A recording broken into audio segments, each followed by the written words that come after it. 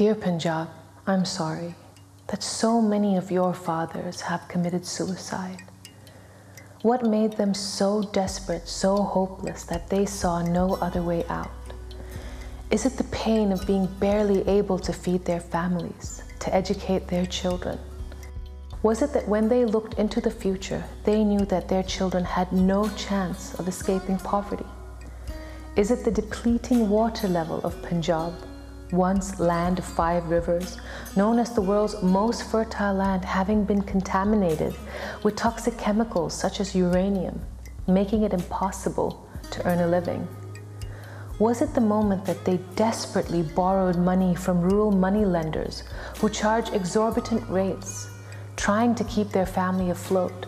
But when this money could not be returned and their lives threatened, they didn't want their families to carry this burden. So for $3,45,000, they would rather walk out onto their barren fields and swallow pesticide and suffer in excruciating pain for hours, vomiting blood till they finally die. Since 1997, 200,000 farmers have committed suicide in India. Dear Punjab, I'm sorry that your mothers must now figure out how to survive. These women who didn't get the opportunity to have an education must now take care of their children while dealing with what it means to be a widow in India, to be a woman in this world, to be a single mother who has no idea how she's going to provide shelter, food, safety, all while bearing the pain of losing her husband, her world.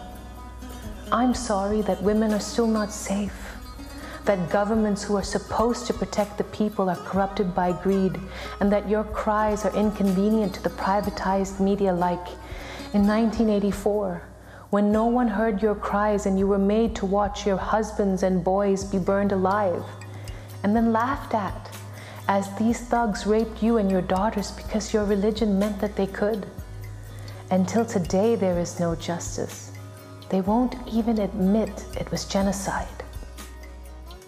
I'm sorry that those who have guns serve dictators and with a simple command will shoot you and your children in the back.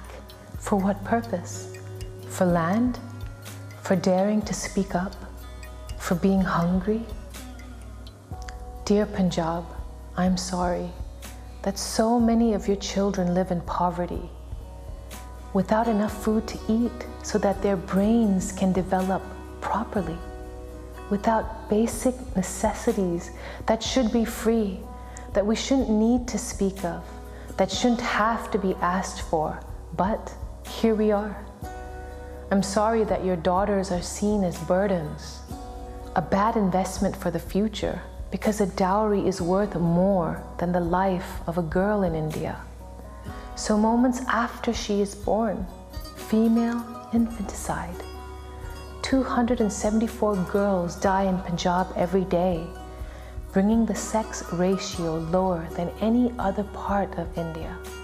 Well, with more than 50% of young males from the age of 15 and above hooked on drugs, and 73% of rural youth living as addicts, with Punjab amongst the highest in the world for alcohol consumption, and the mental and behavior disorder due to the use of psychoactive substances, maybe girls aren't required. But I'm sorry that in your own home, you are forced to watch as someone you love withers away right in front of your eyes, suffering in their suffering. And in just one generation, by 2030, you face possible extinction.